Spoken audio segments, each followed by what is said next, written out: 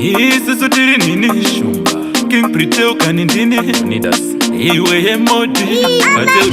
pese pandino na matamo replya apana pa makambo pyotika shandava pedo kuita mari ndine chitemo kwa muri mwari naimi hera munwera msandirega ndichijola ndikajola ndinosofa pandakajola pakakwana tongoti ndaive mwana msandirega ndichijola ndikajola ndinosofa ndoda life yakareba ine utano ine magozi za mesa na kirishano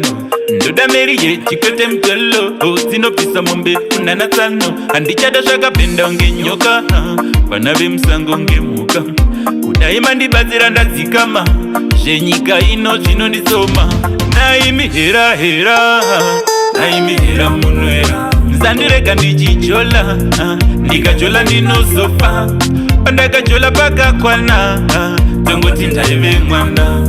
msandirega ndichijola ndikajola ndinosofa kudaima nditambidza kamiriyoni ndoda kutenga wakamanshani nemunhu wenyu wamakandipa muupenyu wangu ndongoda chiyedza pese pandino namatamo replya hapana pamakambopyotika zvandava pedo kuita mari ndine chitemo kwamuri mwari naimi hera munwera msandirega ndichijola ndikajola ndinosofa pandakajola pakakwana tongoti ndaive mwana msandirega ndichijola ndikajola ndinosofa ndoda life yakareba ine utano ine magozi za mesa na kirishano ndoda meri ye chikwete mtelo zinopisa mombe unana tsano handichada zvakapenda unge nyoka vanave musango ngemuka kudaima ndibatsira ndadzikama